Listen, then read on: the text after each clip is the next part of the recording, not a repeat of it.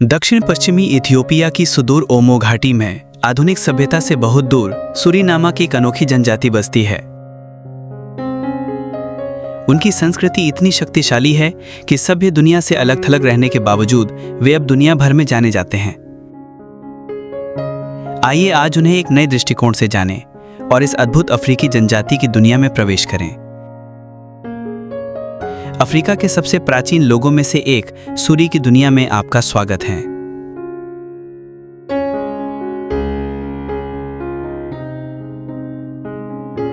सूरी की जीवन शैली, इतिहास और परंपराएं हमारी जानी पहचानी दुनिया से बिल्कुल अलग हैं। हजारों सालों से दर्ज इतिहास से भी पहले से ओमो घाटी उनकी मातृभूमि रही है।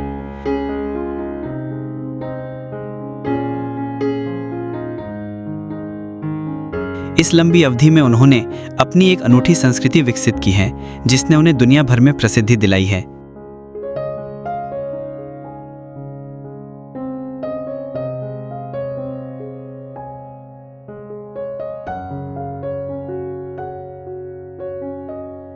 ब्लेड से उनके शरीर पर उकेरे गए टैटू, महिलाओं के होठों में पहने गए बड़ी मिट्टी की प्लेटें और उनकी योद्धा भावना, ये सूर्य की मुख्य पहचान है।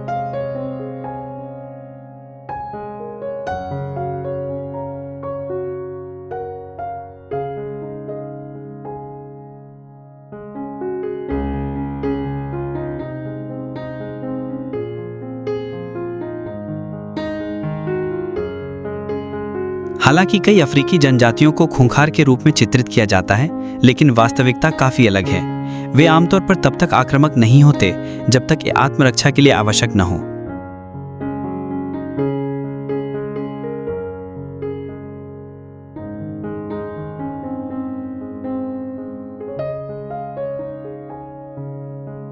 हालांकि सूरी पुरुषों को बंदूकों के साथ देखा जाता है, लेकिन ये हमले के लिए नहीं बल्कि अपनी बहुमूल्य संपत्ति, अपनी जमीन और अपने मवेशियों की रक्षा के लिए है।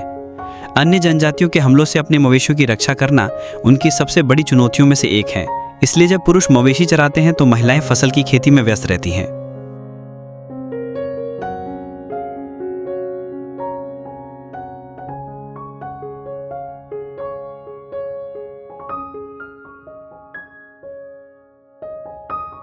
सोरघम, मक्के जैसा एक प्रकार का अनाज उनका मुख्य भोजन है और महिलाओं के लिए अत्यंत महत्वपूर्ण है। ये महिलाएं अथक परिश्रम करके सोरघम के विशाल खेतों में खेती करती हैं।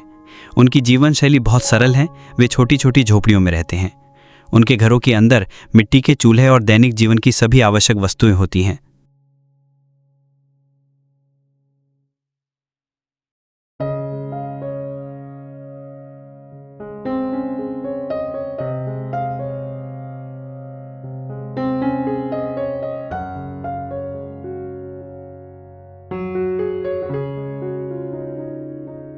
उनके समाज में कुछ ऐसी परंपराएं बची हुई हैं जो हमें अजीब लग सकती हैं। उदाहरण के लिए हुक्का पीने की प्रथा, जो कभी हमारे अपने क्षेत्रों में भी आम थी, लेकिन सूरी समाज में हुक्का पीने का अधिकार केवल महिलाओं को है, यह पुरुषों के लिए वर्जित है। इसके अतिरिक्त वे सोरगम से एक प्रकार के बियर बनाते हैं जो उनकी शामों में उत्सव का माहौल लाती हैं।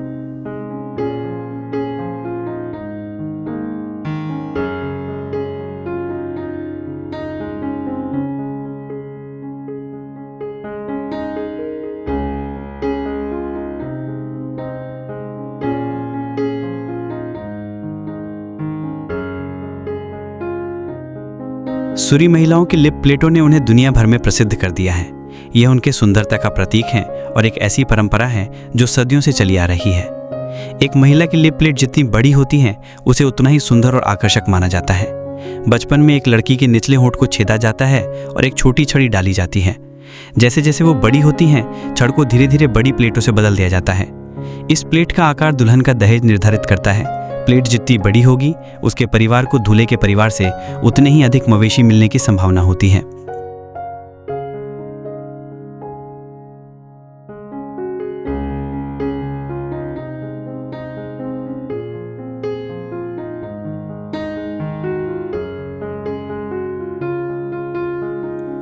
ऐतिहासिक रूप से यह कहा जाता है कि इस प्रथा की उत्पत्ति खुद को यूरोपीय दास व्यापारियों से बचाने के तरीके के रूप में हुई थी, जब अफ्रीका में दास व्यापार प्रचलित था।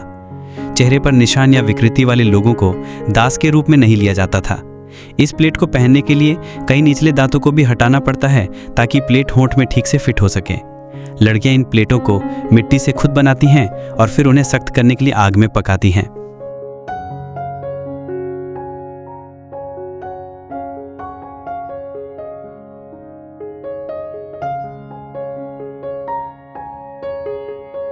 हालांकि इस परंपरा का अब नई पीढ़ी के लिए एक अलग अर्थ है। जैसा कि एक सूरी महिला कहती हैं, मेरी माँ, मेरी मौसी और यहाँ तक कि मेरी बड़ी बहन ने भी लिप प्लेट पहनी थी, लेकिन मैंने एक नहीं पहनी है और मैं पहनना भी नहीं चाहती।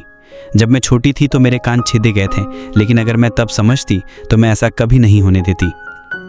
इसके विपरीत एक और माँ कहती है, मेरी खुशी अपने बच्चे को स्तनपान कराने में है। मैं चाहती हूँ कि वह मजबूत बने, मेरी बाहों में सुरक्षित रहे। मैं जो कुछ भी करती हूँ उसके भविष्य के लिए करती हूँ। हमारी खुशी इस परंपरा को अपने शरीर में धारण करना और इसे अगली पीढ़ी तक पहुँचाना है।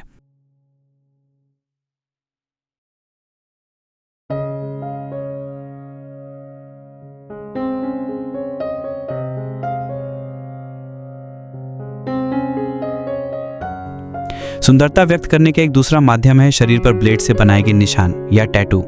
एक महिला के शरीर पर जितने अधिक निशान होते हैं वह पुरुषों के लिए उतनी ही अधिक आकर्षक होती है।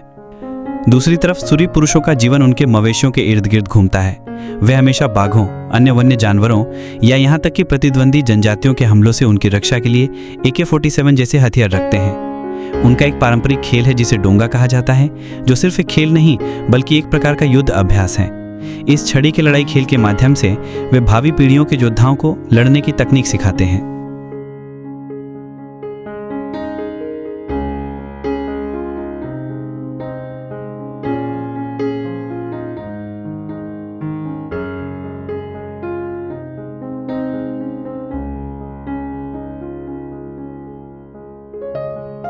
डोंगा खेल से पहले एक विशेष अनुष्ठान का अभ्यास किया जाता है, ताज़ा गाय का खून पीना। खून इकट्ठा करने के लिए गाय की गर्दन की नस को एक तीर से सावधानी से छेदा जाता है और जब उनका काम हो जाता है तो गाय को छोड़ दिया जाता है। इससे जानवर को कोई बड़ा नुकसान नहीं होता है। हालांकि यह उनकी परंपरा का हिस्सा है, लेकिन वे अपने मवेशियों से बहुत प्यार करते हैं क्योंकि वे उन्हें अपने दूध और खून से जीवित रखते हैं।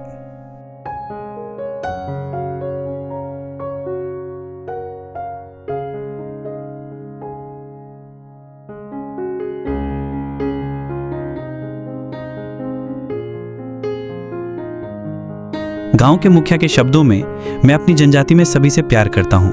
हालांकि बाहरी दुनिया हमें डरावने के रूप में जानती है, हम शांति चाहते हैं। हम कभी एक जनजाति थे, लेकिन बंटवारे ने हमारे बीच युद्ध को जन्म दिया। हमारी जमीन और हमारे मवेशियों की संख्या घट रही है, इसलिए उनकी रक्षा करना हमारा कर्तव्य है।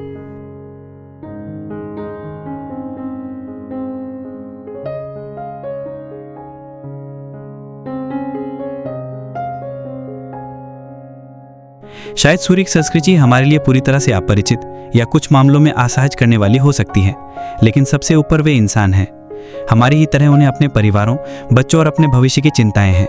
इंसान होने के नाते हर व्यक्ति की संस्कृति का सम्मान करना और एक दूसरे से प्यार करना हमारा कर्तव्य है।